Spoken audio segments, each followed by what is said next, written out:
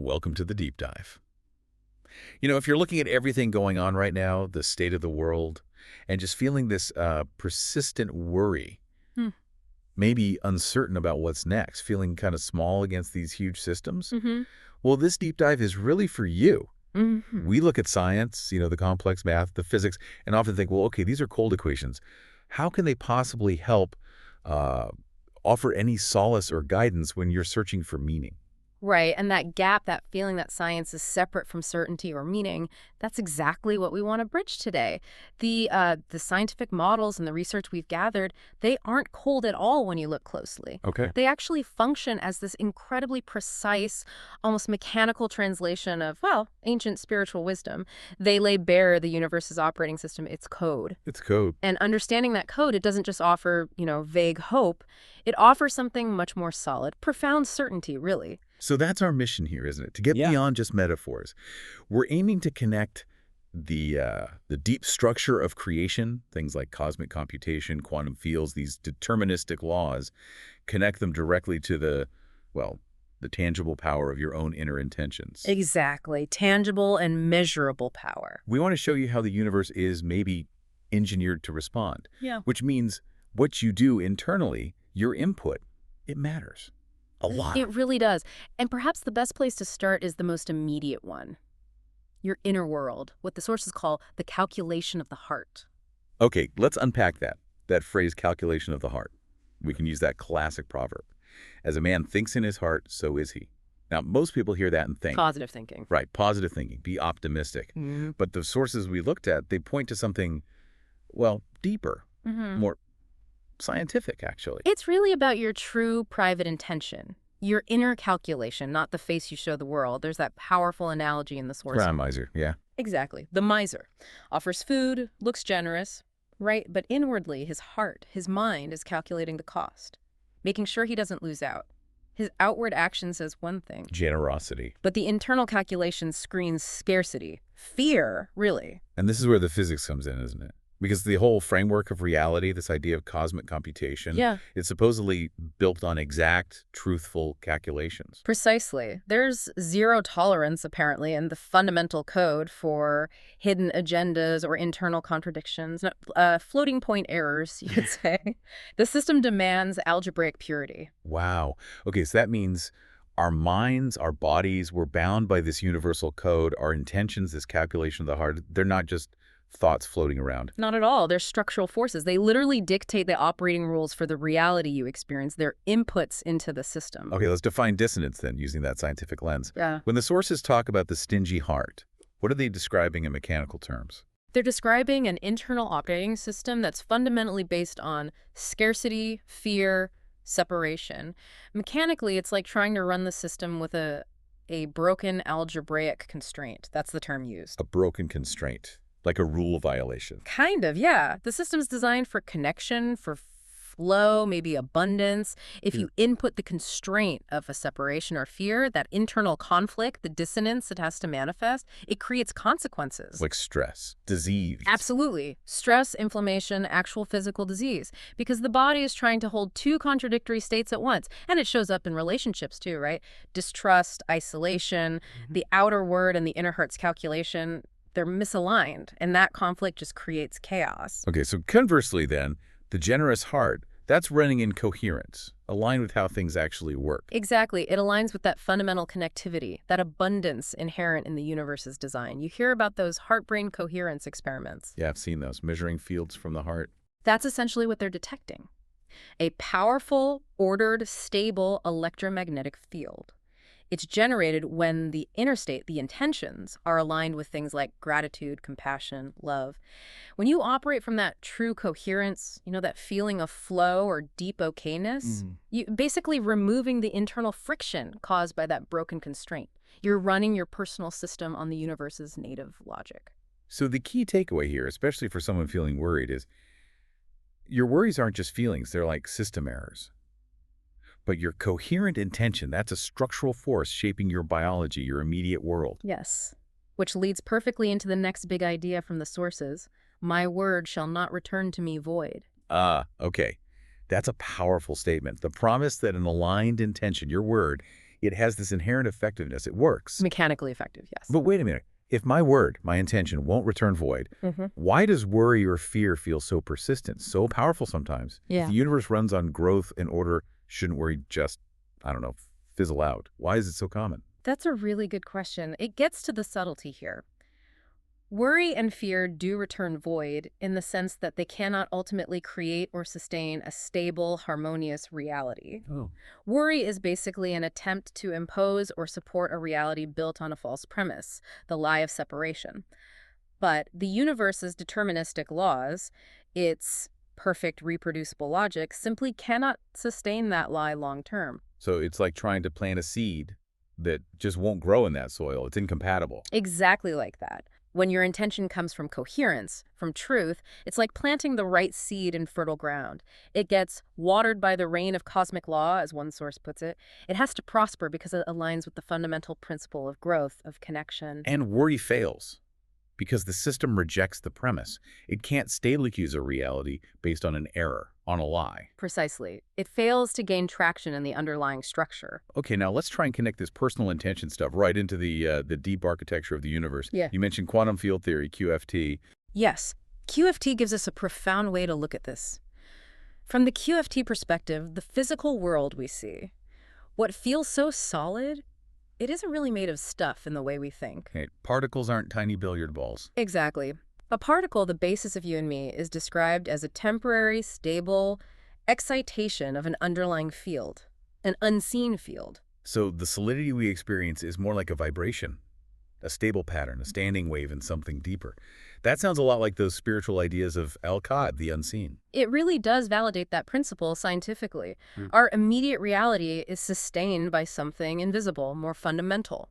So think about it. If your physical body is fundamentally a stable pattern in these quantum fields, then your mind, your consciousness, your heart, it's the most complex, self-aware expression of that pattern. Right. And your intention then isn't just a thought, it's a fundamental modulation of the very field that constitutes you. Okay, modulation. Help me translate that. What does that mean, practically speaking? Tuning. Yeah, tuning is a good analogy, like tuning a radio.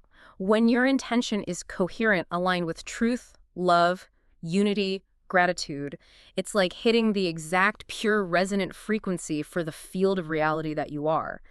And that resonance isn't weak. It's powerful, it's measurable in principle, and it becomes inevitable in its effect. It literally starts to organize the patterns around you, aligning them with your coherent state. Your word, your coherent intention, gains the physics of inevitability. Wow. Okay, that transition from personal field modulation to cosmic structure. If our small intentions affect our local field, let's zoom way out. Let's look at the source of that field itself, the universe's beginning. Our third wisdom point talked about he split the heavens and the earth. Yes, and this is absolutely critical for establishing certainty. That description, it finds a parallel in the scientific Big Bang, right? The splitting of a unified singularity. But the key insight from the sources is viewing this not as a random explosion, but as a purposeful cosmic computation. A process running on an incredibly specific logic, a logic of perfect connection. They call it the triangle constraint.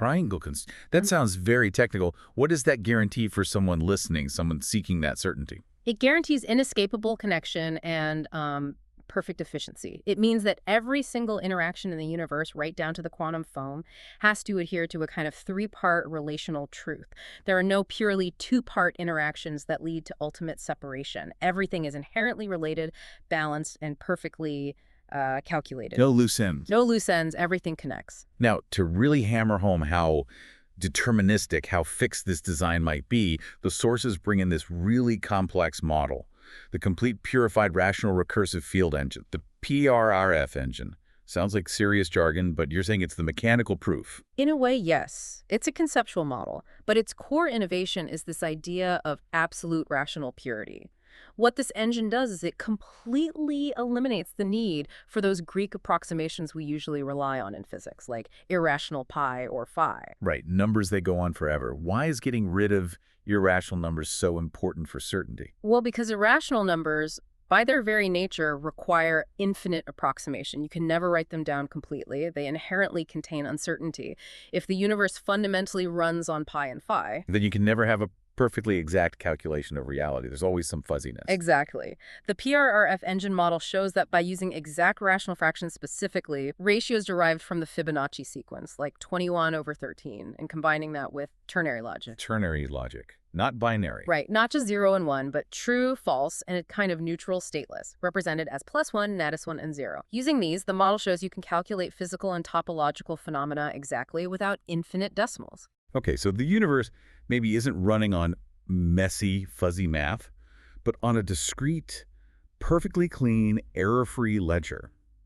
And this ternary logic, +1, 0, 0, 1, how does that relate to us? Well, think about fundamental states. Alignment, +1, misalignment, -1, or maybe neutrality, non-commitment, 0. It applies to decision, relationship, direction. There isn't necessarily a chaotic middle ground, just these clear states. And the system's transitions, how it moves from one state to the next, are governed by a precise formula shown in the model.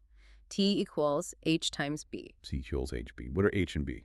H represents the topological constraint. You could think of it like the overall shape or rules of the universe. And B represents the physical boundary conditions, the specific constants and forces we observe.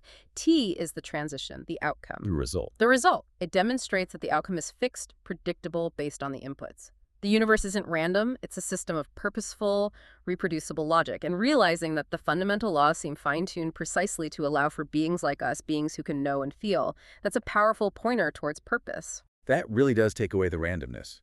Right. It suggests that you, the listener, you're not some cosmic accident. You're potentially the most complex, maybe beautiful expression of this underlying purposeful calculation. That's the implication, yes, a structure of immense certainty. No, we focus a lot on the hope, the order in this structure.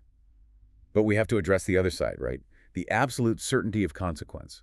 If the universe is algebraic, the rules apply equally to, well, to break down as much as to building up. Absolutely. The system is ruthlessly consistent. That same algebraic certainty that ensures order also dictates the certainty of decay, of barrenness, when that inherent order is violated internally. And importantly, it's not presented as, like, emotional punishment. Right, not God being angry. No, it's the logical, systemic outcome of running broken code. The math just doesn't work out. Let's scale that idea up. The sources talk about a ratio of unbelievers, not necessarily in a religious sense, but as a measure of internal incoherence on a civilizational scale. It's the stingy heart idea, Yeah. but writ large. Exactly. When a whole society, or at least its dominant systems, are built on false calculations, exploitation, greed, systemic separation, chronic untruthfulness, it's operating outside that universal truth constraint we talked about. That fundamental misalignment must express itself. It has to. And what's the mechanical result of that large-scale misalignment? The resulting hardship, social instability, conflict, war, systemic failures like runaway inflation or resource depletion. These aren't random misfortunes. They are the logical, algebraic collapse of the system trying to get back to equilibrium. It's the universe's built-in reality check. Mechanically, it manifests as entropy production. That's the sigma dot in the physics. Entropy production. Help us visualize that. What does that look like? Think about trying to run a finely tuned engine on the wrong fuel, like pouring lemonade into a diesel engine. The system can't process it, it rejects it, violently maybe, producing waste heat, noise, chaos. Breakdown. That's entropy production. Societal breakdown, in this view, is the measurable mechanical consequence of running the collective heart's calculation on the lie of separation. This is so important for the listener feeling worried right now.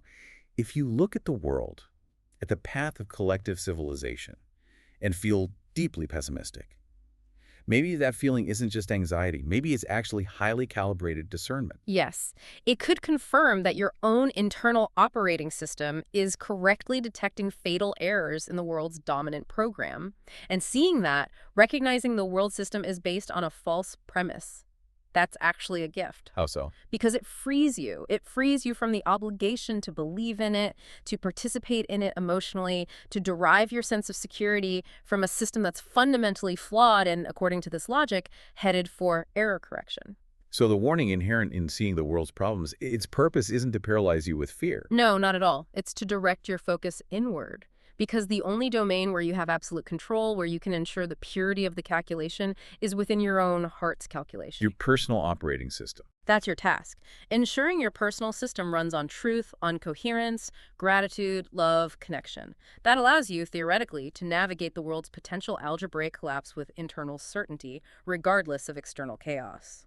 Okay, let's try and bring this all together then. This grand, unified view, weaving science and wisdom. It confirms you're not just some tiny, fragile speck adrift in a cold, random universe. Far from it. You are a unique, self-aware pattern, sustained within a reality that is conscious, purposeful, and fundamentally deeply connected. And the science backs this up. Both ends of the science we discussed point this way.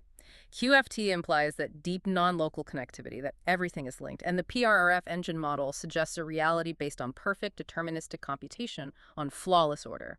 The deepest reality is unity and order. Your heart, your coherent intention is like the control panel that accesses and aligns with that order. So what does this all mean for you, listening day to day? The core message seems to be shift your focus. Move from external worry, which is like running bad code, to internal wonder and alignment.